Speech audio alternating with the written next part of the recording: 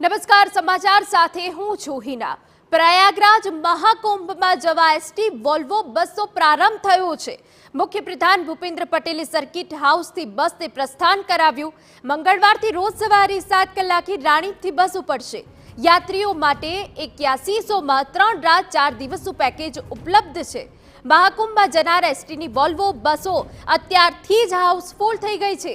યાત્રીઓનો ધસારો વધી જતા બસો વધારવાનો નિર્ણય લેવાઈ શકે છે।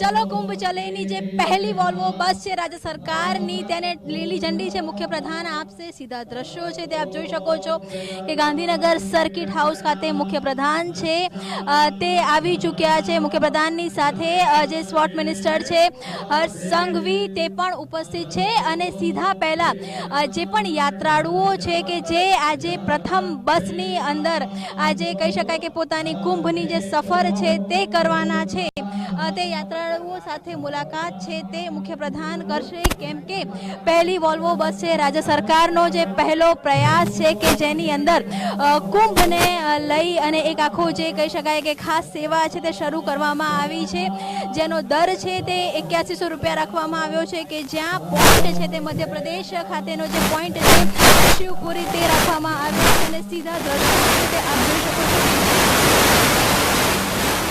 અને પોતે જ જે લોકો કુંભમાં જવાના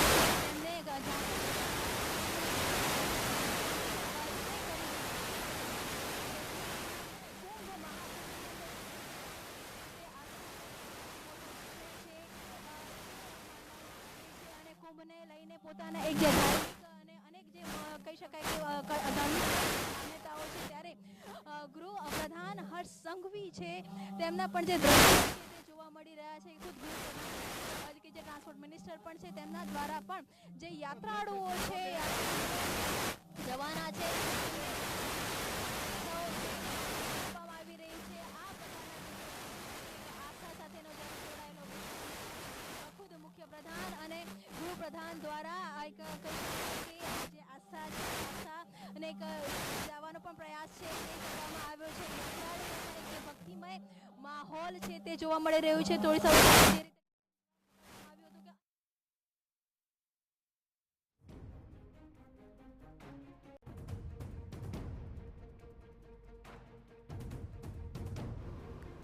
तो मुख्यप्रधान भूपेन्द्र पटेले सर्किट हाउसથી બસને પ્રસ્થાન કરાવ્યું। એ દ્રશ્યો અમે આપને બતાવી રહ્યા છે કે જ્યાં રાજ્યના ગૃહપ્રધાન હર્ષ સંઘવીની પણ ઉપસ્થિતિ જોઈ શકાય છે।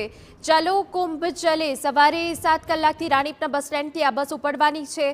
અત્યારે યાત્રીઓનો એટલો ધસારો જોવા મળી રહ્યો છે કે બસો હાઉસફુલ થઈ ગઈ છે અને આ નિર્ણય પણ લેવાઈ શકે કે જ્યાં બસો પણ વધારવામાં આવી શકે છે। જે હા જે રીતે સીએમ દ્વારા બસનું પ્રસ્થાન કરાવવામાં આવ્યું છે એક તરફ જે ટ્રેન અને પ્લેનના ભાડા વધી ગયા હતા કુંભ જવા માટે લોકોનો ખૂબ જ ઉત્સાહ જોવા મળ્યો હતો અને તે વચ્ચે હવે ગુજરાતથી પણ આ સેવા શરૂ કરાઈ છે।